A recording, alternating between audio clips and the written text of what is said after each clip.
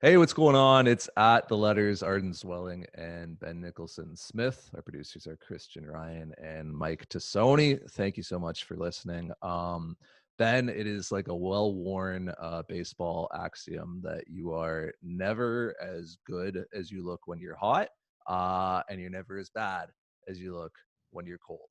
So this time last week, Blue Jays are hot, Yankees are cold. Jays took 2 out of 3 from New York in Buffalo.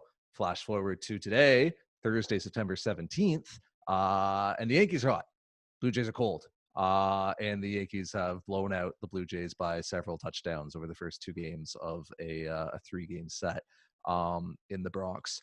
You shouldn't have been too high last week, shouldn't be too low this week. I think that, the truth somewhere in the middle. But for me, it does just underscore how prone to sort of flukiness and luck this regular season is going to be. Like I opened up like the standings this morning and thought that oh man, the Blue Jays have probably done a bunch of damage to their they're still 4 games above 500. They're still essentially a lock to reach the postseason. Like Seattle and Baltimore and Detroit, like these teams have just fallen off the map. Like the Blue Jays are like just rolling downhill towards the playoffs. You can read into the rolling downhill however you wish, but this season is going to be so prone to just whether you are playing well or whether you are not. And I think that's going to extend into the postseason where you get a 3-game first round series.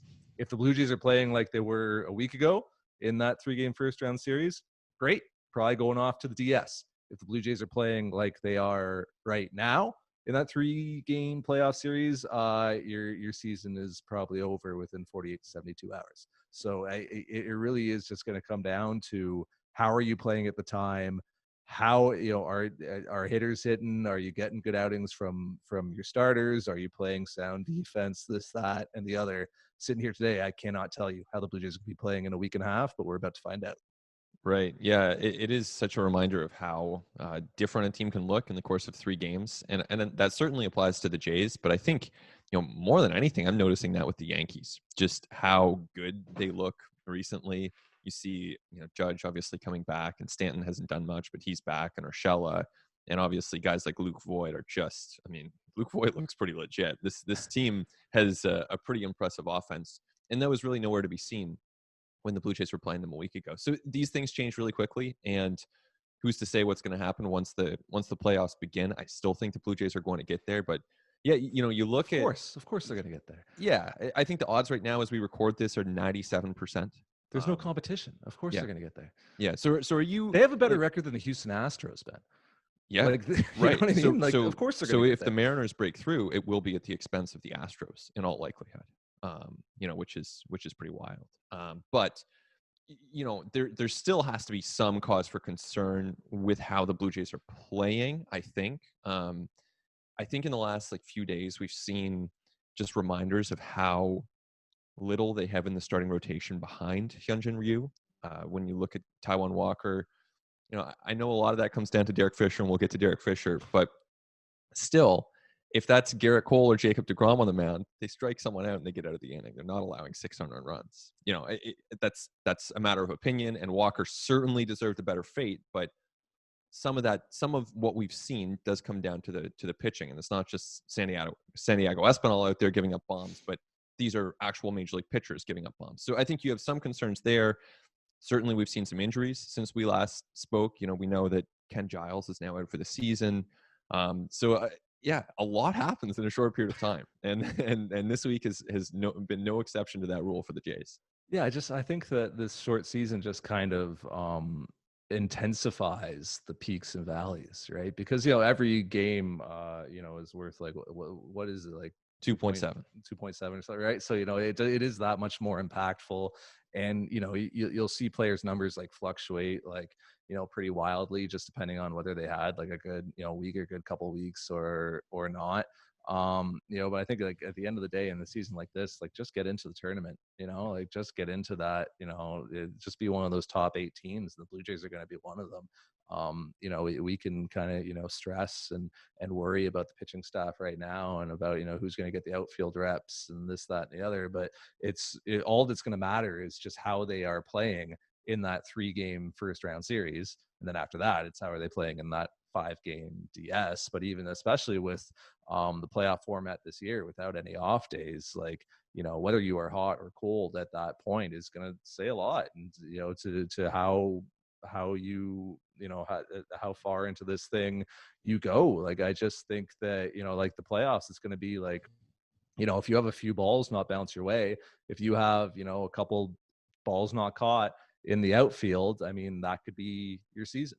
It's a starter goes out and doesn't have his command. Well, now you're in a 1-0 hole in in a series where you can only lose 2 times. But if you go in and you get a really good outing from a starter, and the other team has luck not on their side, and you get some good bad ball luck on your side, and you get a couple really good innings out of your bullpen, and this, that, and the other, like, all of a sudden you're through to the DS. So it's just like, as it's always impossible to predict baseball, but I think this year more than any, it's just really, really difficult to handicap it.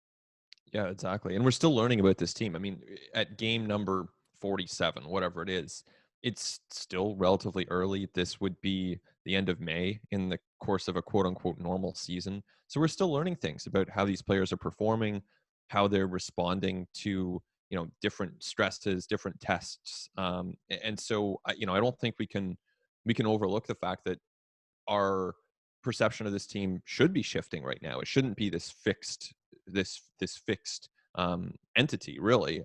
There's still a lot that we're going to learn, especially as guys keep coming back from injury. Guys are added to the roster. We've seen Alejandro Kirk, join this team a week ago. That seemed like somewhat of a remote possibility, one that we were definitely intrigued by, but certainly we weren't assuming that was going to happen. And so this team keeps evolving. The very composition of this team keeps evolving. A guy like Derek Fisher was getting reps. I don't think that's going to happen quite as much going forward. Like there's the team itself has to respond to what it sees, and then you see playing time adjustments that follow suit. So do you want to have the Derek Fisher conversation right now? Let's do it. Might as Let's well. do it. Want to have just a calm, rational conversation Yeah. about Derek Fisher. The Toronto Blue Jays, I mean, who was their 4th outfielder until he got hurt in the live BP when Matt Shoemaker dinged him on the knee the other day, but was their 4th outfielder. Let me just it's like the most Toronto sports thing ever, right? Is that like the Blue Jays are losing by a couple touchdowns every day, but everybody's freaking out about the 4th outfielder who has 39 plate appearances this season. Right. Like that's not the problem. Like, No.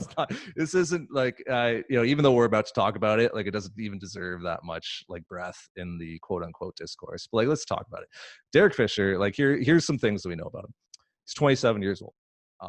He is an outfielder. He has shown at the AAA level that he can be a very capable hitter.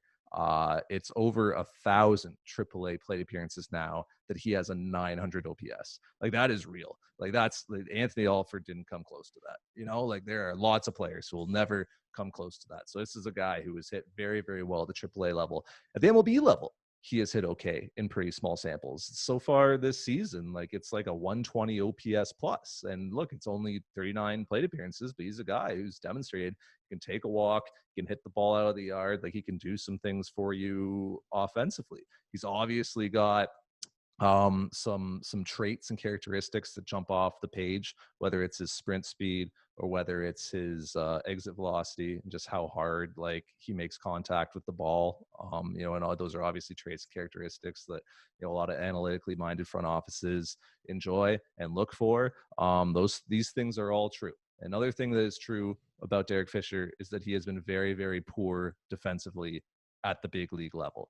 The eye test suggests that he has been poor, and the numbers as well suggest that he has been poor. Defensive runs saved, and whatever, pick your advanced defensive metric, outs above average, whatever you like. They do not speak well to Derek Fisher's favor. Do all of those things. Like I guess the decision the Blue Jays now have to make is whether they want to continue with him and see if those offensive tools can come together for him and he can be a really good hitter for this club to the point where you get past those defensive drawbacks, or whether like the defense is so suspect and so bad that you feel that you can't roster him anymore. I don't know. What I do know is you do not like designate a guy because he booted 2 balls. You know, you don't just release a guy because he had a really bad inning, probably the worst inning of his professional career, but probably of his baseball playing career in his entire life.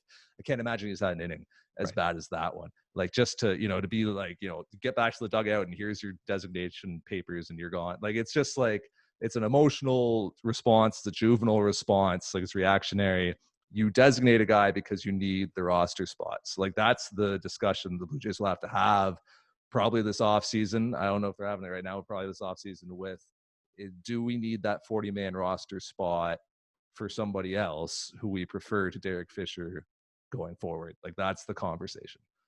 That's right. That's right. I mean, I think there are a lot of GMs or would-be GMs out there. Certainly, based on my Twitter mentions, they definitely exist, like by the dozens, if not by the hundreds, of people who would have, you know, in the position of Ross Atkins, walked down from the GM suite at Yankee Stadium, Put on gone his out to right mask. field. Yeah, it's exactly. Gone out to right field and basically handed Derek Fisher, you know, a plane ticket and his release papers and said, "See you later." And I mean, that's okay. I mean, fans deserve to have their own perspective. I'm sure there are some people listening right now thinking that's what they should have done. Derek Fisher sucks. And all right, if that's your perspective, that's fine. That's the beauty of fandom. You can have that point of view. I think, you know, the way I look at it is, let's start with some really obvious things here. Okay. So really, you know, big picture, Derek Fisher, as you said, one of the worst moments of his professional career, I'm sure. There's no way that he intended to botch those balls. And it wasn't just one. It was, you know, there were 2 that he should have made. And even on the subsequent plays to Derek Fisher that day, he did not play any one of the 5 balls hit to him well. There were balls in the corner. There was one in front of him that he bobbled. It was a disastrous night. I don't think it's hyperbole to say that that's, you know, basically worst case scenario for what you will ever see in a major league outfield. It was really bad. But at the same time, it's one game. And we've seen Teoscar Hernandez and Lourdes Gurriel Jr. have bad games too. Lots of players have bad games and then they recover. So one bad game does not fix you to a lifetime of bad games. I think that should be stating the obvious, really. But that being said, it's very clear that Derek Fisher had an awful game. And I think even going beyond that, it's very clear that the Blue Jays cannot trust Derek Fisher in a game that counts defensively at this point in time. And maybe that changes in 6 months. I don't think, and you know, maybe other people would have different perspectives. I don't anticipate that could change in the next 10 days. You know, I don't anticipate that in the next couple of weeks, as the Blue Jays try to clinch a playoff spot and then try to win playoff games, I don't think you can have Derek Fisher out there. So that's, you know, I'm acknowledging here that as much as you don't just release the guy out of spite, there still has to be some real hesitation when it comes to playing him out there. But still, none of that forces you to DFA the guy on the spot. You know, if you need it, if you need a roster spot, all right. I mean, he's a candidate, right? He's a candidate to be taken off. By no means does Derek Fisher have a guarantee of holding on to that 40-man roster spot all winter long. They might need it for someone else, and that's okay.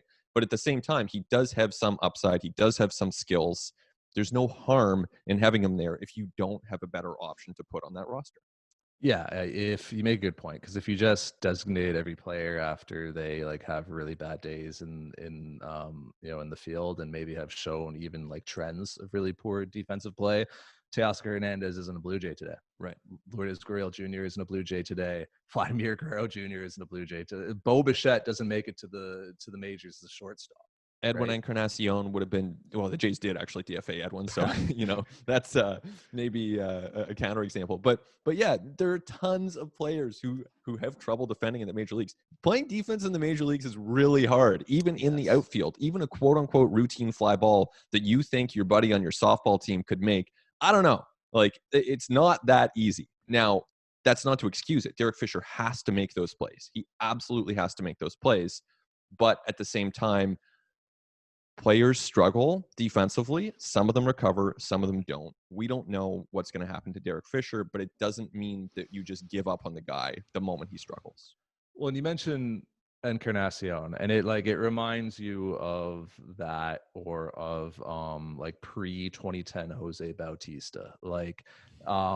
Derek Fisher belongs to this like class of player who clearly has potential, and like, you know, clubs clearly see things in him that, like, oh, if he could just put it all together, like he could really be something. And that's why clubs give them opportunities. You know, like this guy, like this class of players usually like between the age of like, I don't know, 25 and 29. You know, like the prospect sheen is off of them. They're probably a top 100 guy at one point because of those tools and because of those characteristics.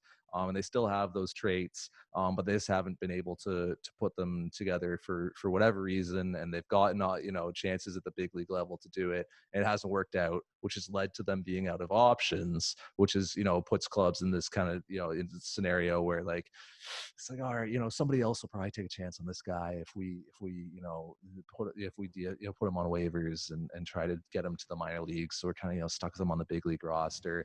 And you get like, think about like Socrates Brito is another example of a guy that like clubs like, look, this guy runs fast as hell, like every, you know, great AAA numbers, like hits the ball really really hard. Teoscar Hernandez is like perfect example of a guy who like hits the ball like hard as hell and lots of home runs, and you know, it's just like, but he strikes out a lot. He's not so good defensively, but we want to keep giving him opportunities to put it together because look at what he possibly could be. It was Jose Bautista was the same thing, right? It was just like, yeah, let's just keep giving opportunities because it could be something special, and then it clicks, right? Clicked for Jose Bautista, clicked for Teoscar Hernandez. Is it going to click for Derek Fisher? I don't know. None of us know, but MLB front offices have enough reason to believe that it could click for him, and that if it does click, he could be a really good player because of those traits and because of those characteristics. So you totally like understand the thought process of why you give a guy like that rope, and like why you want to give him what front offices would call the runway, you know, which is basically just like playing time over an extended period of time to try to figure it out, you know, and to have that opportunity to put it all together. I would argue that the 2020 Blue Jays today on Thursday, September 17th, do not have that opportunity to give. Like, do not have that runway to give. And I think in 2021, you don't have that runway and that opportunity to give either. I think the Toronto Blue Jays in 2018 had the opportunity to give, and in 2019 had that opportunity to give because you're losing a lot of games. You're not in a win now mode. Like you're internally, their win expectancy wouldn't have been high. They're not projecting themselves to be a playoff team. So you can like take those chances on a Teoscar Hernandez and a Socrates Brito and a Derek Fisher. I just think now, today, as things have shifted for this organization going forward, you can't. You just don't. You can't. Like you said, your best. In a game of consequence, in a game that you need to win, you don't want Derek Fisher in the outfield because it's just not a good major league outfielder defensively. So you cannot give him that rope right now as the Blue Jays. And I think that's why the Blue Jays will have to, God, I hate this, cut bait on Derek Fisher, because like, I hate that pun so much, but you know what I mean? Like why they will have to like DFA him essentially, if not now, certainly this offseason when there are a number of, you know, players who might be exposed to the Rule 5 draft if they are not added to the 40-man roster. And I think that the way that the Blue Jays roster is constructed right now, the way that they are trying to win going forward, a better use of that 40-man spot will be on a prospect who is still in the minors and you don't have to call up yet, but who you don't want to lose in Rule 5 because he's a pretty, you know, interesting guy going forward, and another club might, you know, give him that opportunity. Like, I think you want to preserve that depth among young players as in the majors you are trying to win now. And I think Derek Fisher will likely get that, you know, the opportunity that he needs and the runway that he needs with another club, and that's fine. You know, it's going to be a club that's not projected to win a bunch of games, but for the Blue Jays right now, like,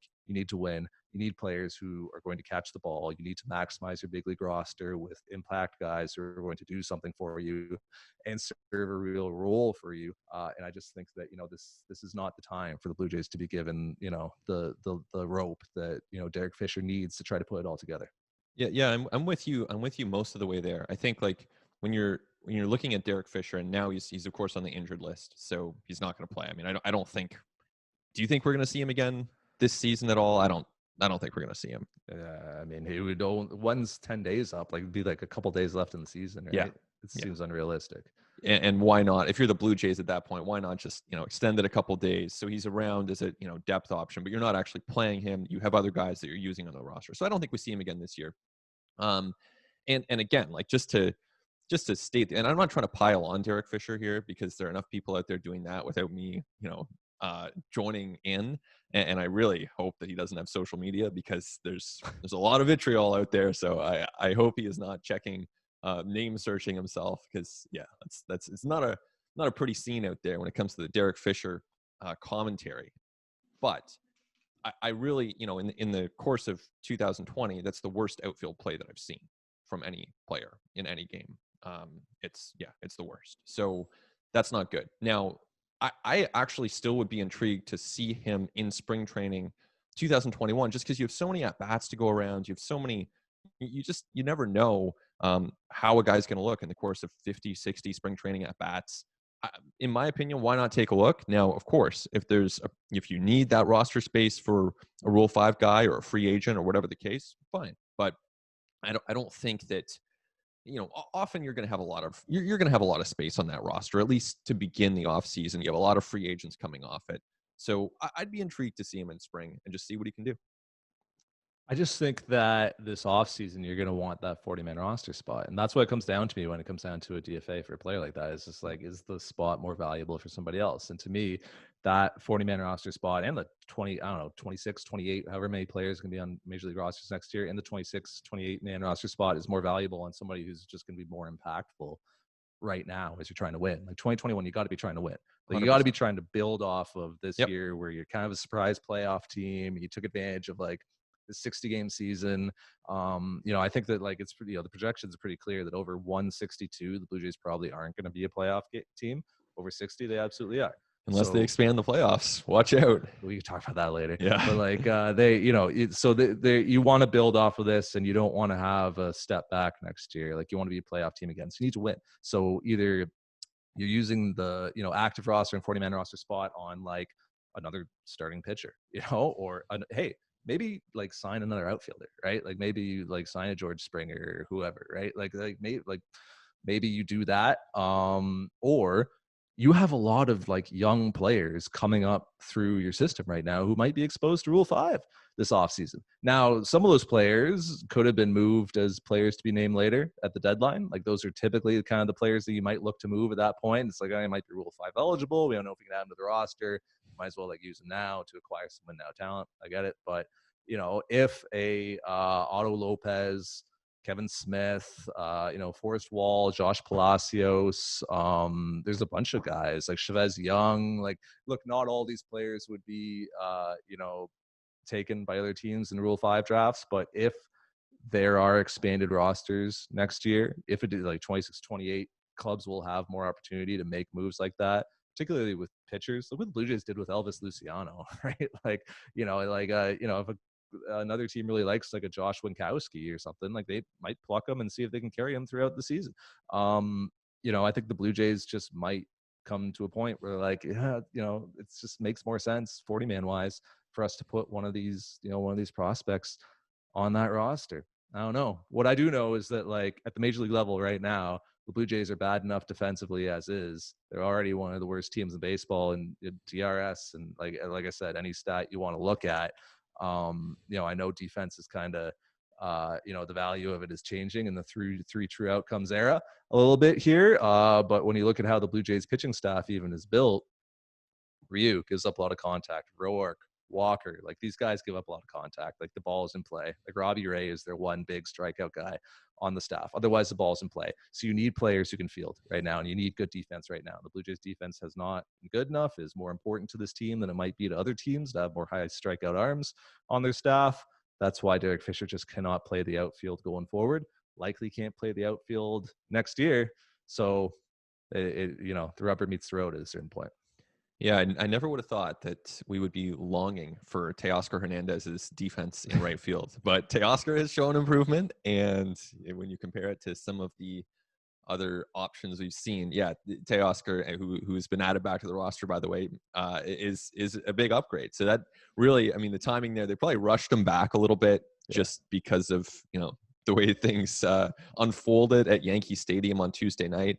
But to have Teoscar Hernandez back is huge for this team, not only from the defensive standpoint, just in the sense that he can make the routine play, most importantly for the offense that he brings, because we were talking about last week on At the Letters the lack of offensive depth, and these days when I'm looking at their lineup, it's not so bad. You at least have a top six that's pretty good. Once Teoscar's back in there, you have a top seven that's kind of playable. Maybe Alejandro Kirk gets going. That kind of gives you a bit more length in the lineup, and I think what we're seeing from the defense and the pitching staff on this team is a reminder that if the Blue Jays are going to win, they are going to need some offensive help. If you're going head to head with some of these teams like the Yankees, like you're going to have to score some runs, and to have Teoscar back, I think is huge on that front. Yeah, and they've been in like a little bit of an offensive funk, like for the last like kind of week and a half ish. It's like yeah, I'm just kind of like looking at the box scores here, and I'm seeing 2 runs, 3 runs, 1 run, 2 runs, 2 runs. Like the Blue Jays just aren't scoring enough. And in some of the games where they have had like offensive outbursts, or like they have Vladimir Guerrero Jr. gets 3 hits, it's like, well, the Yankees scored 20. So yeah, like lengthening that lineup is important. That's why I think, yeah, Teoscar Hernandez's like presence is important. As like strange as that would have been to say, which like gets back to Derek Fisher, as strange as it would have been to say, like, I don't know, 12 to 18 months ago, that like, can we please have Teoscar Hernandez's defense and offense, right? There's a point in his career where people were questioning whether either of those things were going to come around for him. So it could certainly come around for Derek Fisher. I just don't think that like the Blue Jays circumstances are what works for him. How much does Alejandro Kirk play going forward would be my question for you when you were looking at like getting a little bit of offense into this lineup. You brought him to the majors for a reason, like, and like, as he's a fine catcher, but I don't think you brought him to be, the defensive, like, backstop. Like, I think you brought him to the big leagues to hit. I think you brought him to the big leagues to get that batting lineup and to get on base and, put the ball in play at a high rate of speed and hopefully hit some homers. So how often does Alejandro Kirk play over these final 12 games or so as the Blue Jays try to score some more runs? Yeah, I think they should play him a lot. I think he should play about half the time. And there are 2 reasons for that. One, you want to figure out who Kirk is offensively and give him the chance to prove that he can hit major league pitching. And if he can do that, great. You've got yourself a offensive weapon for the playoffs potentially. Maybe that encourages you to roster a third catcher like Reese McGuire for the playoffs, just so you can use Kirk more freely, offensively speaking, as a pinch hitter, for example, or even as a DH. So that's the first reason. And secondly, in the scenario that Kirk doesn't hit, like let's say he's just overmatched, which would be fair. He's basically gone more than a year without playing in games. So if this 21-year-old rookie is overmatched, I think that's pretty understandable. But if he is overmatched, then guess what? You're using Danny Jansen a lot in the playoffs. And that means these next 2 weeks, week and a half, are going to be essential for resting Danny Jansen. I know it's not the same grind that a catcher would normally go through in the course of a 6-month season, but still a grueling position, the most demanding position defensively on the diamond. And Jansen is not going to have, in the scenario that Kirk doesn't hit, Jansen's going to have to catch a lot. There are no off days in the playoffs either. So I think you really want Jansen to be healthy. And that means this is his chance to rest. So I think either way, if Kirk hits, you want to know that. You want to give him chances to prove that. If Kirk can't hit, then you want Jansen to be rested because he is going to have to basically shoulder that load during the playoffs. Yeah, and I just think you didn't start the clock on the kid to have him play as much as Reese McGuire was, Yeah, like to have him like sit 2 out of 3. Like I think you want him playing, and especially as you mentioned, like with being out of competition for as long as he has, and with like the level of competition it was at prior being like 4 levels below the one he's at now. I think that you want him swinging the bat and getting comfortable and like finding his groove, right? Like, it's one thing to be at the alternate site, hitting off of, whatever, like Alec Manoa throwing a side or something like that. But it's another to be like, here's Garrett Cole, and like here's Adam Ottavino or what, here's your oldest Chapman. Like right. it's another thing. So I think you want him playing frequently, and yeah, how you kind of manage the workload of Jansen as well. It's going to be really interesting to see over the final 12 games we got here. But it is also just as in a big picture sense, like a super interesting move. when we were talking about bringing up Alejandro Kirk on this podcast last week, we both arrived at the conclusion, like I was like advocating for it. I was like, they should do this, but I also was like, they're not going to. Yeah. We both agreed, like, this is Yeah. not something that this front office would do. So it's like, it's completely out of character for them. It's really, really fun, right? Like it should, it's going to be really cool. I love like the science experiment aspect of so many things this season, this included. Like the Blue Jays have not pushed a player this fast, in recent years. It's gonna be cool to see. Sets up an interesting dynamic going into 2021 with Jansen, McGuire, and Kirk all in the mix. And so, yeah, how the Blue Jays kind of like play that for, and that's a topic for another day, I guess. But like, I am kind of intrigued by like what happens next year with this mix and how they divvy up playing time and how they roster guys, even guys like Raleigh Adams and Gabby Moreno, who Kirk just like leapfrogged and like jumped right over. Those two guys, speaking of the 40 band, those are two guys who would be Rule 5 eligible this offseason. And they will be added, I think. I think those two are probably the closest thing to locks that you'll find. You think the Blue Jays would have 5 catchers on their 40-man roster? That seems unrealistic to me. Maybe they trade someone. Right? Like, wouldn't they have to? Like, you're gonna have 5 spots in your 40-man taken up by catchers? That seems like a lot. I mean, if it's where the value is, if those are your best players, you got to do it. But especially with a lot of the young pitching that the Blue Jays have that they want to keep around, and you're going to want to add some vets this offseason. I mean, so let me hedge that a little bit. They're adding Moreno. That's a fact. Adams, I think, I wonder about Adams. Yeah, I wonder there. And you could dare teams to Rule 5 a catcher. Right. But again, expanded rosters, maybe he's someone's third catcher.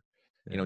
Does Baltimore take a shot? Does Pittsburgh take a shot as a extra guy? You're not having him catch 5 days a week, but he's around. You take a look at him. I don't know. But then if you anticipate that that's going to be the case, maybe you work out a small trade. But also, if you're the Blue Jays and you're looking at Jansen, McGuire, Kirk, Moreno all on your 40, you're like, okay, look, Baltimore, if you want to try to roster Raleigh Adams all year, like, go for it. Like, let's see if you can do it, right? Like, you feel like, I think you're okay with the like cost, the risk there, I guess. Or maybe McGuire's falling down that depth chart. Maybe he's the guy who gets traded somewhere. I don't know. Right. Yeah. Well, I think, something will have to move in that group going forward. But also, look, there's risk there in that, like, Dane Jansen blows out his knee and Alejandro Kirk like isn't as good as like you thought that he was going to be, and you trade Reese McGuire. Yeah. It's like, hey, Gabby, right. like, every day, let's go. I know. Right? You're trying to win. You got to walk. With pitching is the one area you can never have enough pitching, but catching is kind of close on that, really. And the Jays have not had the catastrophic catching injuries, but it can happen anytime. It's obviously a grueling position, so you need to have some depth there. Yeah, and JT Realmuto is going to be a free agent this offseason. That's a guy they should go after, right? What a veteran catcher on this club who brings you above average offense, which like not just above average for a catcher, but above average like major league wide, which is like so rare because like catcher offense is like so low. The bar is so low to be an above average offensive like catcher with the stick. But like JT Realmuto is like actually a real legit hitter. Like it reminds you of like Russell Martin and the difference that he made when he was signed to this club ahead of was he signed ahead of 2015, I guess it would have been the 2014 winter, and they had Navarro already, but they just went and got Martin.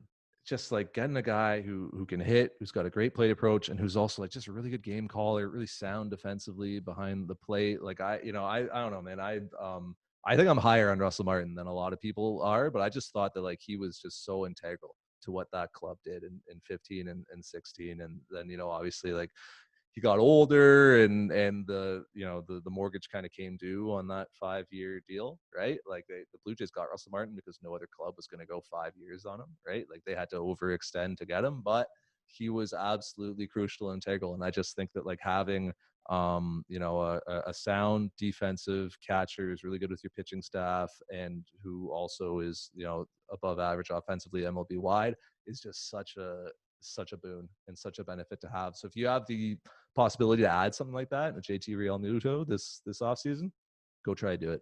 Well, and look back to last offseason, right? The Jays met with Yasmani Grandal in November, like in person. That's a reflection of a relatively serious degree of interest. And it's not to say that every meeting is some sort of, you have to read so much into it because you talk to a lot of guys in free agency, but they met with Grandal, they spoke to him, they had interest in him, even knowing that they had Jansen and McGuire. So I think you kind of copy and paste that approach to this offseason.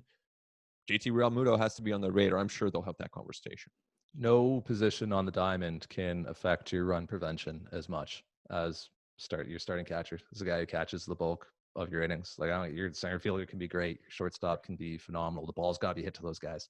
The ball's being thrown to your catcher, 150 times a game, however many pitches you're gonna have. So like it's such an important position. Yeah, if you can upgrade there, you gotta do it. Step away. But when we come back, we're gonna talk pitching. We're gonna see how this staff lines up going forward. We're gonna talk playoffs, all that and so much more when we continue on At the Letters.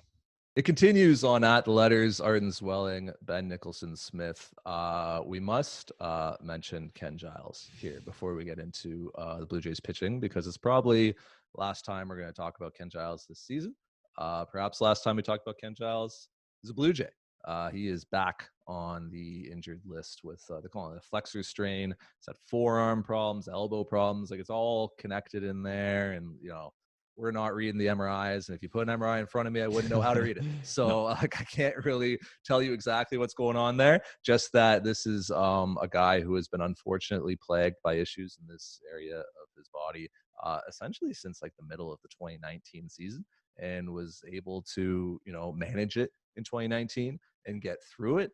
And still find a way to be effective. And obviously, over the back half of 2019, didn't pitch on back-to-back days. And Blue Jays are obviously careful with his workload, but still found a way to be out on a big league mound, and look like himself.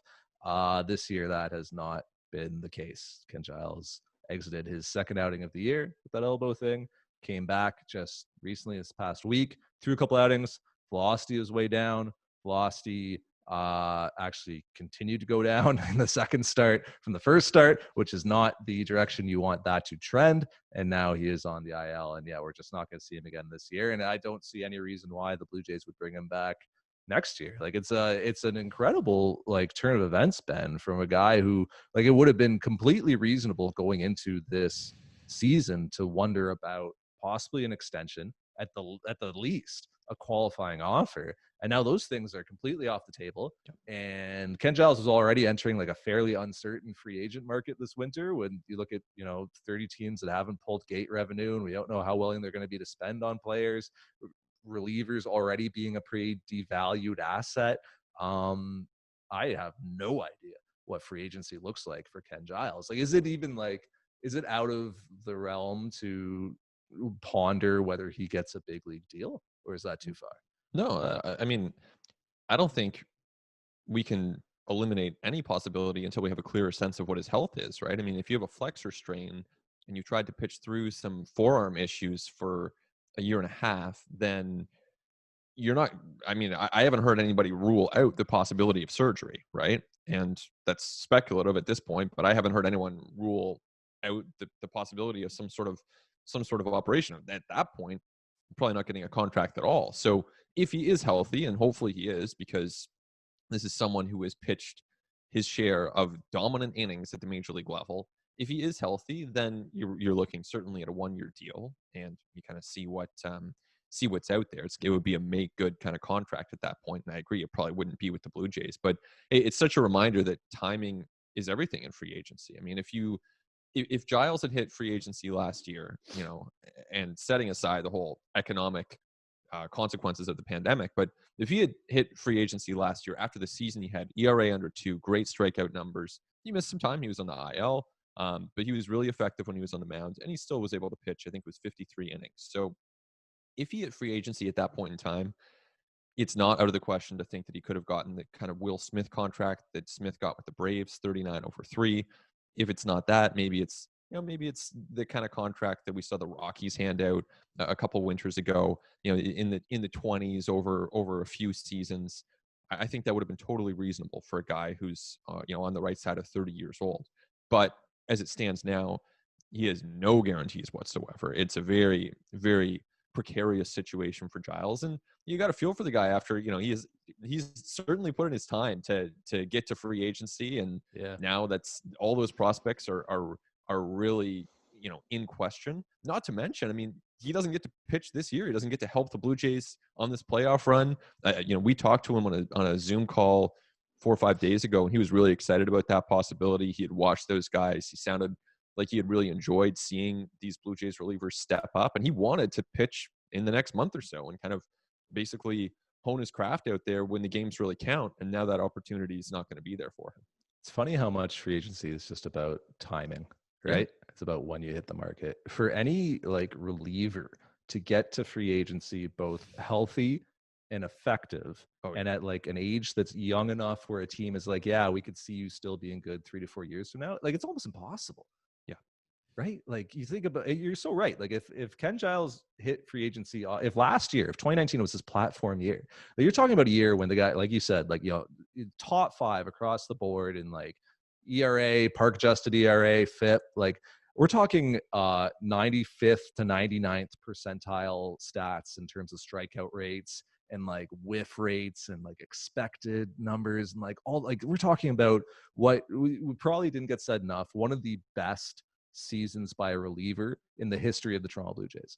Like just an unbelievable season that he had. And like obviously you look deeper into the context of it and it's like, hey, what the hell happened in July, right? When you hit the IL and all of a sudden you stop pitching on back-to-back days, or what happened when you pitched those 3 days in a row and then you just weren't the same after that, right? That's right. obviously context that clubs would have looked at. But still, he would have for sure been in a position to have a big league deal after 2019. A multi-year deal. Right? A multi-year. Yeah, no question. Deal. I mean, Drew Pomeranz had a good month and he got a multi-year deal. I mean, there's no question. Yeah, Giles would have had a multi-year deal. Millions and millions of dollars, like life-changing money. And like Ken Giles already made millions in his career. That's but right. Still, he's like, fine. Yeah. He's fine. But like enough money that would like set him up and his kids up and like everybody up like forever and like life would be good. Now, like a year later, like it's like, yeah, are you going to be like, are the Colorado Rockies going to sign you to a minor league deal? You have to try to like make that team. Like it's just funny how much timing impacts it. And just in the current structure with needing the 6 years of service time to reach free agency, like I don't know how any reliever gets there, right? Like I don't know, you have to be like Roberto Osuna debuting at 20 as a reliever. Like think about how many of these, you mentioned Pomeranz and guys like that, think about Andrew Miller, how many of these guys were starters to begin with, right? And they had to kind of convert like at some point in their careers, and that bakes in a whole bunch more uncertainty going forward as well. You have to be a Roberto Osuna, like 20 years old, you're debuted as a reliever, you're a reliever, the whole, you're closer, you're piling up those saves, right? Like you're getting paid in arbitration, like and you're effective and you're healthy. But even Osuna ended up getting hurt, right? And he hasn't been to free agency yet. So like, I don't know. It's like it's a bit of a sidebar, but I just don't know how any reliever gets to free agency and makes money. Right. And it makes it easy for teams to really, fill out their bullpens because if they're all collectively so risk averse, which they are, then, nobody's getting multi-year deals. So all these relievers hit free agency, pretty much every year or two. And you have good choice. I mean, it does, the whole market there is shifted, I think, understandably so, because teams are not in a hurry to sign, with the maybe possible exception of the Rockies, maybe a couple other teams, but mostly teams are pretty hesitant to make those big investments. So every year for relievers, you got to prove it. Yeah. So it's too bad for him. And I'm going to be really interested to see what happens going forward, but I just don't think we're going to see him in a Toronto Blue Jays uniform ever again. Thinking about the 2020 Blue Jays and what this means on this roster. So you've now lost Ken Giles, who was like your best reliever entering the season. He was your closer. Jordan Romano stepped up, in the weeks following Ken Giles first going down and was like, hey, I can do that. Like, hey, I'll pitch your high leverage innings and I'll be, your massive strikeout and whiff rate guy back into the bullpen. Well, now he's hurt too. So now you're looking at Rafael Dolis and Anthony Bass, at the back end of your bullpen. I'm kind of wondering if one of Nate Pearson or Julian Mayweather has to be added to the 8th/9th inning mix. Pearson coming back from injury, obviously was a starter earlier this year. Not going to be enough runway to, ramp him up back to being a starter. He's going to pitch out of the bullpen when he comes back. A little uncertain where his role is going to be. Julian Mayweather's kind of been used a little bit all over, although we haven't really seen him in like 9th inning leverage yet. Like we've seen him start games. We've seen him, come in the 5th and 6th inning. I just wonder if one of those like high velocity, high strikeout guys needs to be added to that 8th, 9th inning, high leverage, late inning mix for this club going forward. It's interesting. I think Pearson and Merriweather are both key. And Pearson, we're told, through a live batting practice session in Rochester on Wednesday. So seems like he's trending in the right direction, along with Matt Shoemaker. But yeah, Pearson and Merriweather are super interesting to me, and both likely to be in relatively, short-ish stints. I mean, I don't think it's more than 3 innings for those guys. I'd be surprised. Yeah, I Um, mean, maybe if you had to in the playoffs, right? Like, yeah, you if you know, had to, and yeah, but I think certainly. preferably 1 to 2, Yeah, that's like that's 4, 5, probably 6 outs. yeah. For Merriweather, I think you can safely put him in for 2. We've seen him very comfortably in that role. I guess like the way I look at it is the first inning is high leverage too. So if you're using these Good guys point. in the first inning, top of the order up, like Yeah. that's a tie game. It's a game that counts. That's fine. Like I'm fine with using Yeah. Pearson as a 2 inning starter or 3 inning starter, or Merriweather as a starter. I think it's pretty obvious Merriweather's not going to be pitching in low leverage. That would be a total waste. He's going to be used in games that really count when they count. Whether that's the eighth, whether that's the first inning. I don't. I'm not too worried about that one way or the other. I think Pearson, I would want to see improve it.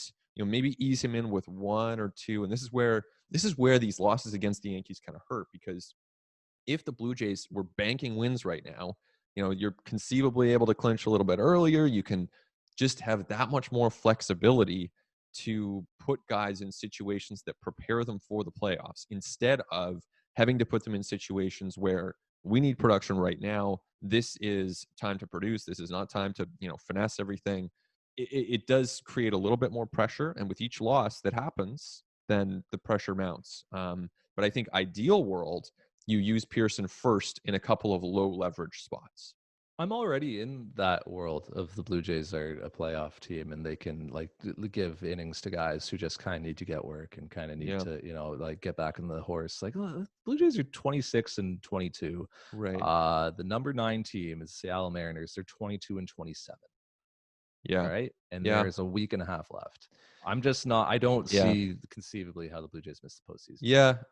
I get. You know what? And it's a good point. We got to zoom out and see that. At the same time, I don't know. I, Blue I Jays think that magic number is 8 today. wow, which is great. That's where you want to be. But I think I don't know. Just knowing the way. May eat these words, but I really don't see how the Blue Jays miss the No, postseason. I think you're right. I think they're making the playoffs. I'm not disputing it. I just think for me, like if and this is like going too far in the direction of caution. Maybe this is an overly cautious approach, but to me, I would I would try to win a couple games first. You got to get to 28 or 29 wins. Yeah. Ideally, really you get to 28 or 29 wins, and then you say, all right, like depending on where the Mariners are and the Tigers and whatever, but you get to that point and then you say, okay, now is the point where, Teoscar's, you know, in here to get as many at bats as he needs. You use Pearson just as a tune up. You're resting your top guys. Bichette's taking a day off. Like that's when you back off a little bit for me. You should try to win the games. Should definitely try to Yeah. win the games. But the Blue Jays are in this incredible position right now, right? So as we sit here on September 17th, like 2 games into the Yankees series, like they're in this insane spot where they're having to make moves to get reinforcements for their 10-man bullpen, which had an off day 2 days ago. Like they're in this like insane predicament where like everybody is gassed, like coming off an off day and with an extended bullpen, because Blue Jays starters, as we've talked about all year, don't get particularly deep into games. So you're counting on that bullpen a lot. In the last couple of days, they have had to count on that bullpen even more. Tanner Roark yesterday, only 4 innings. The day before that, Taiwan Walker didn't get particularly deep into that game either. So you got, Shun Yamaguchi out there wearing it, and like Anthony Kay is wearing it, and Jacob Wag is back, and like Hector Perez in his first MLB like outing is like having to be extended. It's I just think that the biggest thing for this bullpen over the next week and a half is just workload management and just like getting everybody back onto like into a good, comfortable place, like moving forward, so that you can be in good position entering the postseason. Like I'm not like looking to overextend anybody or like go too nuts to win a game today, because I just think that like the Blue Jays are in the playoffs, man. I just think it's so unlikely that they're going to, and if they do miss it, it's because they lost like every game for the rest of the season, and they don't deserve to be there anyway, really. But I just think that, the with the dire straits of this bullpen is in right now, and as it is like very much sort of regressing to the mean, particularly with home runs. Like I kind of wrote about this on the weekend or a few days ago about how like, wow, like the Blue Jays like home run rates in their bullpen like really low. Like they give up a lot of fly ball contact, and they have kept the ball in the yard really well. What usually happens when like your home run per fly ball rate is like really low? You start giving up a lot of homers, and then all of a sudden you go to Yankee Stadium and boom, like the balls are like flying into the seats. And by the way, Blue Jays going to Citizens Bank Park from Yankee Stadium, another homer happy environment, like another place where the ball leaves the yard at a pretty high rate, a very very much above average rate from the rest of baseball. So I'm almost like right now just managing my bullpen for the postseason. Like I'm just trying to get it so that I know what my rules are. I know who I have everybody nice and like rested and like throwing well and like happy, and just so that I can like, because as we've mentioned, the Blue Jays are probably going to have to bullpen their way through a couple games in these playoffs. So I'm that's kind of how I'm approaching it. Yeah, I think I'm almost there. I'm not quite there. And the difference is pretty small, right? Because it's a question of, are you using this guy on back-to-back days, for example? And for me, if you have to use, say, Dolis for argument's sake on back-to-back days, you do it. Like I'm not just resting him because the playoffs are coming up. I think you got to push a little bit. But there are other cases. I mean, there are certainly lines that I wouldn't cross, right? If this was a do or die game, maybe you just, everyone's available. Mayweather can go 3-4 innings. You throw caution to the wind. I'm not there. But I think everyone's going to have a different threshold for risk. Yeah, it seems like the Blue Jays are, kind of playing this day by day, at least if you go by what Charlie Montoyo says, but they certainly have a lot of work to do. So here's what I would do. I'm keeping Mayweather where he is right now because I think he's been really effective in the role he's at, and he's just comfortable and calm, and composed, and I'm just leaving him there. Let him keep being effective. He's got it's interesting. He's got a starter's repertoire as a reliever, so he actually works really well like as an opener or as like a guy who comes in after your starter. Like he does work really well like early in a game. There's just a lot of ways he can get hitters out. It's just a lot of pitches he can go to. So I'm keeping him in that role where it's like, hey, you might start today, or you might come in the fourth inning, or you might pitch the sixth and the seventh for us. I'm leaving him there. When Nate Pearson returns, I'm giving him like a low leverage spot in his first outing. Maybe I'm giving him 2 low leverage spots, depending on how many games I have left in the season. And then I am like, if you look good and you are finding the zone and you're, throwing gas, which like I will say again, the last time Nate Pearson threw in a max effort 1 inning outing was the Fall Stars game right in Arizona a couple years ago, and all he did was throw 104. That's all he did. So like, just like, I don't know. We'll see what he is when he comes back. But I am like, I very much have an eye on like he might do something special as a 1 inning reliever. After those couple of low leverage outings, and if he looks good and he's healthy and everything's strong, he's confident, I'm moving him to like an 8th, 9th inning role. And I am putting him in, I am installing him the back of my bullpen to come in and like strike dudes out in a 1-run game or a 2-run game. And that's kind of the way I'm managing those 2 arms. Yeah. And look, if Pearson performs well, do it. I totally agree. That's a great spot for him. Here's a question for you. So I think we will both agree the most important pitcher on this team is Ryu. Who is the number 2? I've got an answer in my mind.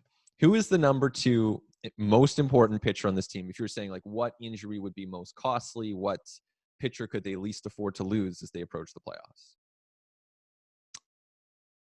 Huh. So just for 2020, like we're not talking right like most now. important No, like no, going no. forward, like Not most like important for 2020. obviously, yeah, like big picture, it's Pearson, obviously. But I mean, for this year, for this next 6 weeks, who is the second most important pitcher behind Ryu? And there are lots of different ways you could go with this. I mean, I know. What if I went like way off the board and said Robbie Ray?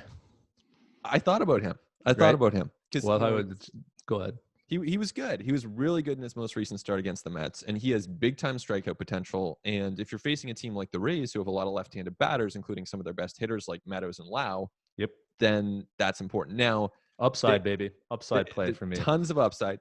Honestly, my answer is Mayweather. I think Mayweather is the second most important pitcher on this team. Just because of the versatility? Because he's so good. Yeah. I think he's the second. Yeah. I just think he's so good. And he's versatile. Yeah, Yeah. but he's really effective. The 4-pitch mix is legit. He's got to be Mhm. a starter for them next year. I think, along with Pearson. Obviously, Pearson will be starting again next year. But even right now, I think he's like inning by inning, batter by batter. I think he's their second best pitcher. I think that like Robbie Ray at his best. Because I to me it's an upside play, right? Sure. So it's like, hey, if you can get Robbie Ray, even if it's only for a couple weeks, right? Like Yeah. that you just get him back to who he was and get him back in the zone. Throwing with more velo now, like the stuff is electric. Like you can see why this guy is going to continue to get opportunities for years and years to come, right? Like it's just like got amazing stuff. Yeah. Yeah. So like if you can just get him back in the zone and consistent with the release point, the delivery and the mechanics and all that, that guy could be special, right? But obviously this season has walked everybody and has been in the zone enough, and like that's kind of led to homers and bad spots. And look, it hasn't looked good to this point, but if you even just get 2 weeks of like, hey, he found it again, he rediscovered it, even if he loses it after that, that's really important because his potential, his upside is higher than anybody's on this staff other than I would say Ryu and Pearson. Right. He's got tons of upside. I think you could even add to that the fact that, Kay has struggled lately. Baraki has been walking a lot of guys the last few weeks. So, if you're looking at left-handed pitchers on the staff, Ray right now at this point in time is probably the guy who's performing the best. It's interesting. You look at this like Blue Jays starting rotation right now. Maybe take a little big picture look here. So Hyunjin Ryu, top your rotation. Taiwan Walker's like your 2 right now. I guess Tanner Roark's your 3. Chase Anderson, Robbie Ray. That's your rotation. Mhm. How many of those players were on the Toronto Blue Jays in September 2019? How many were in Zero. the organization, right? Zero. Like what is the cumulative starts as Blue Jays of these guys in this short, like it might be less than 30 when you Oh think of it, yeah, I right? think it would be. I think it would be. Right? When you think Yeah. about like Ray doesn't like have many, like you even throw Stripling in there, right? Like Yeah. there's another guy, like anybody, like that would be like your starting pitching depth chart for the Blue Jays as things stand right now today. That's right. You like Walker, and then however you want to order Roark, Anderson, Ray, Stripling. That's your top 6 on your starting pitcher depth chart. None of those guys were in the organization a year ago. It's kind of wild. I don't know what it says about the Blue Jays starting pitching going forward, like into 2021 and beyond. Like I don't know if a Ray will be back next year. I don't know like how they broach the Tanner Roark thing next year. He's having a miserable year. He's given up way too many home runs. He is not a great fit for a club in a 60-game season that doesn't want to let starters see a third trip through. It's a good fit on a 162-game season and a club that needs an innings eater in there who can give you 5 and dive or whatever, like 6 innings of league average ball. Like I don't know. I don't know. I haven't thought about it enough yet. I don't know if Taiwan Walker will be back next year, if they would think about him. Like I don't know if they're going to go out and try to sign a Trevor Bauer this offseason. Like we haven't seen necessarily the kind of wave of young pitching impact the starting rotation this year. Like maybe we expected it to. It's certainly impacted the bullpen, and like a Hatch and a K and a Baraki, but like Nate Pearson arrived in the big leagues this year and it did not go well for him at all. And he's going to come back in a relief role this year, and we'll kind of see how he looks, and we'll see how healthy he is, and how things are for him progressing. But it's kind of interesting. The Blue Jays have this, like, I don't want to say it's a rotation of mercenaries, but like this rotation of guys who just were not in this organization a year ago. I don't know what it means going forward. Right. And it's definitely an upgrade compared to the mercenaries we saw in 2019, the Edwin Jackson, Clay Buchholz mold. I mean, these guys are contributing. And someone like Walker, I mean, that might be a nice fit for this team going forward. They're clearly going to need to add pitching to this organization, even with, Trent Thornton will come back. His injury isn't expected to sideline him beyond, he'll be ready for spring training. So that's a good thing for this team. Pearson, Mayweather, they've got options, Hatch. So they'll have some pitching, but yeah, when you zoom out big picture, totally true that this team has had to remake things on the fly. And a guy like Roark, I was thinking about this the other day. I was watching him give up all those home runs in Yankee Stadium. I know we had some sort of over under on his home run total, and I was just thinking to myself, I really hope I took the over, because I guarantee he is well past it right now. Yeah, I don't remember what it was, but yeah, he's given up 6 home runs in his last 7 innings. Is that what I texted you guys last night? It was Yeah, like it's 6 in his last 7 innings, something like that. Like it's a not good. lot, man. But yeah, I forgot about Trent Thornton, right? And Yep, then I guess I don't know, is there a Matt Shoemaker discussion to be had after sure. this season as well, right? There are a lot of like kind of moving veteran parts in this Blue Jays rotation. Chase Anderson as an option.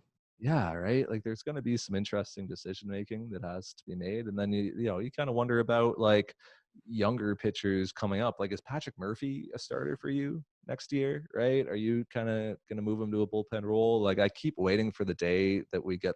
Charlie starts his pregame with, yep, we called up Charlie Murphy. Charlie Murphy. We called up Patrick Yeah, Murphy. Right? Like, I feel like he would be really useful for this club out of the bullpen, particularly with Giles and Romano down, and we'll see what Pearson is when he comes back. I don't know, I haven't seen him pitch since spring training, but he was a lights out in spring training. He's on the taxi squad right now, so he's right there. So like, I wonder about him. You think about like, all right, what's the timeline after this year on like an Alek Manoah and a Simeon Woods Richardson? Like, when are you going to want to like introduce those guys to the mix in the majors? There's like a lot of it's kind of like a lot of interesting moving parts for the starting pitching going forward. Let's just finish real quick. Playoffs. Got expanded playoffs this year. Makes a lot of sense. Rob Manfred, as he has done several times this season, just like, here goes a trial balloon, like here goes another one. Like, this is what does everybody think of this? What do you think of that? Expanded playoffs, here to say, perhaps, question mark. How do you feel about it?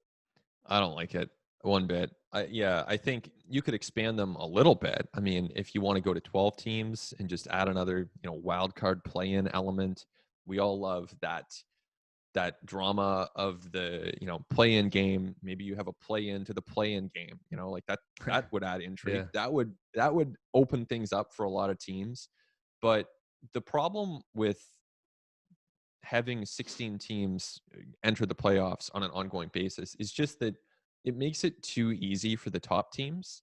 And so what you would have is you would have these extended 2-month stretches where teams like the Dodgers and Yankees, whoever the best teams are in a given year, maybe it's the Braves, maybe it's the Astros, those teams just coast for a long time. And they can rest their guys. It becomes a crawl to the finish line. There are no stakes whatsoever for those teams.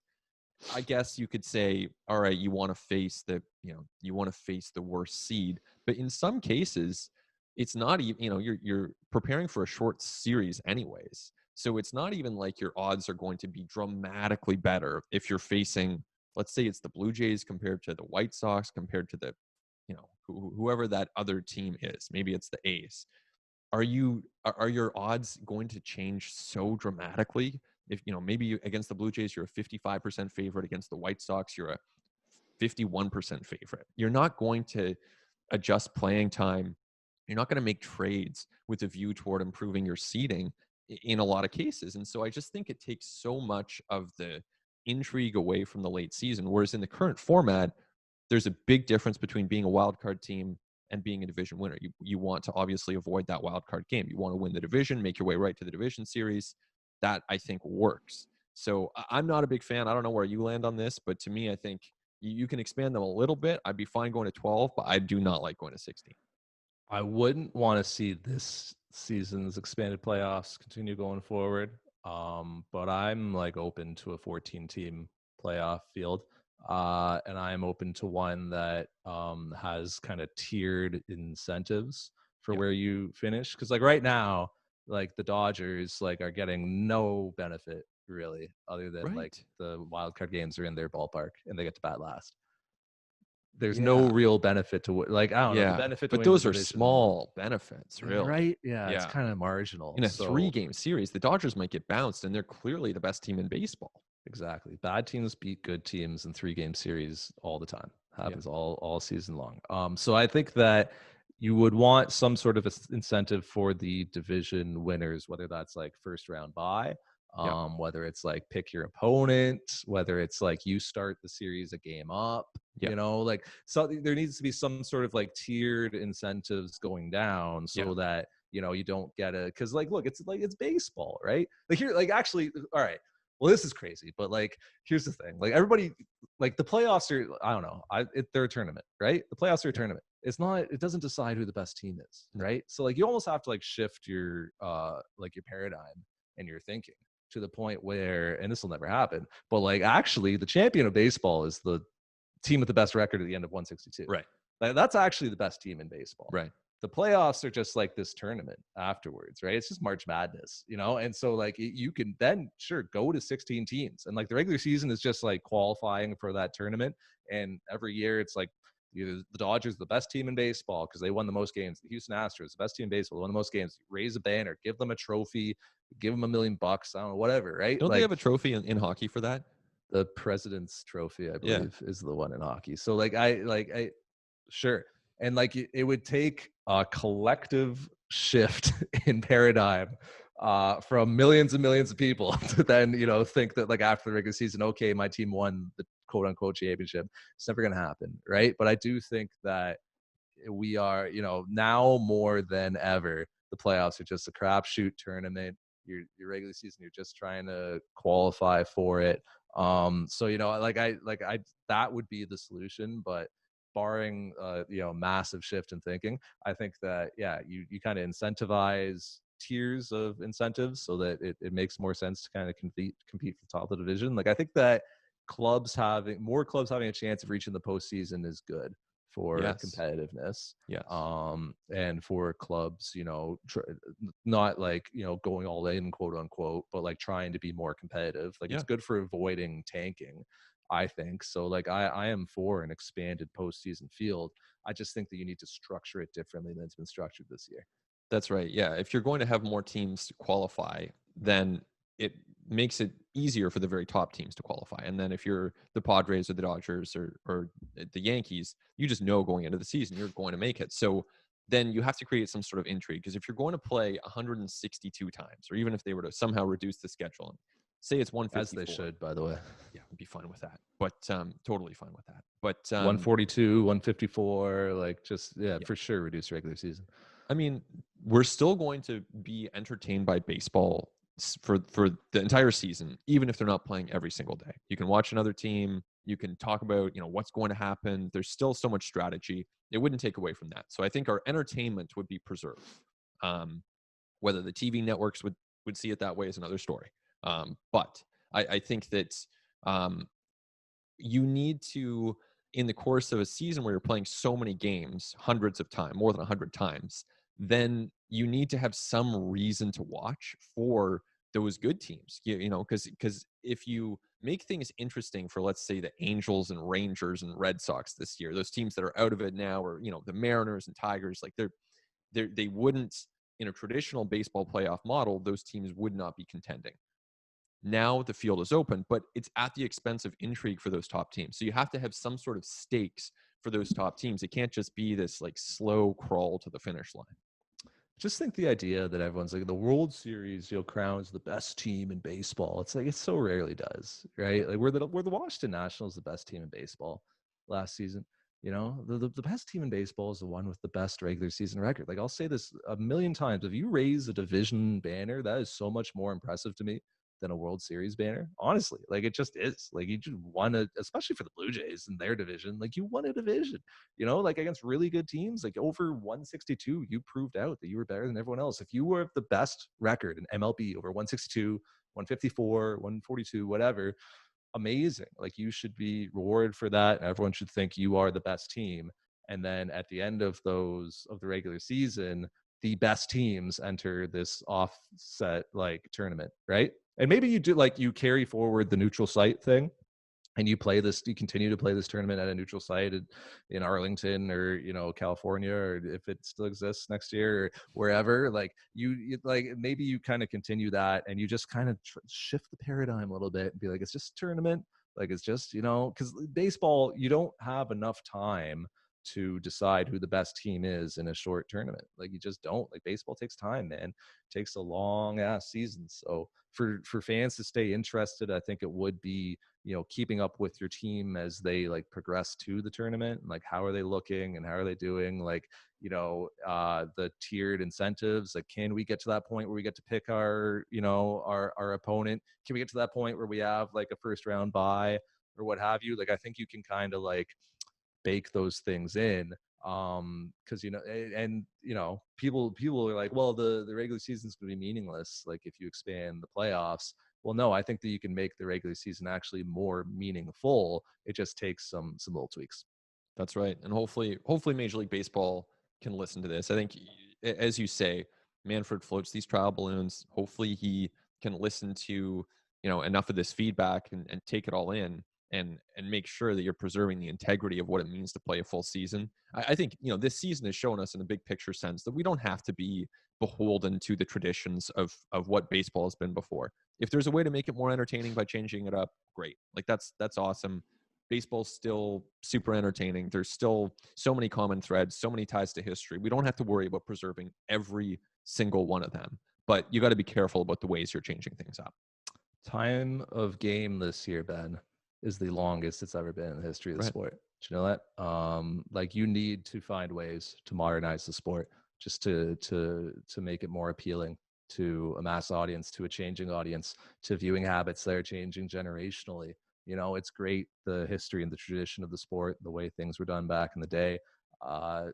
Times change and things are different now. You see, the NHL's made changes, the NBA makes changes. Like, you kind of like, you need to continue to adapt and evolve, because at the end of the day, like, your customer is what drives this whole thing. People watching is what drives this whole thing. If people watching are saying we want shorter games, or we want more action, or we want different playoffs, this, that, and the other, like, you do have to be open-minded and cater to them and find ways to make the sport more interesting going forward.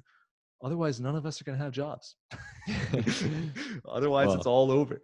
I don't think Rob Manfred's worried about at the letters No. continuing, but but we want to do it, and I think that there's enough interest in baseball that I don't think it's at the the precipice of just falling out of the public eye. You can go back like literally centuries and find is baseball dying?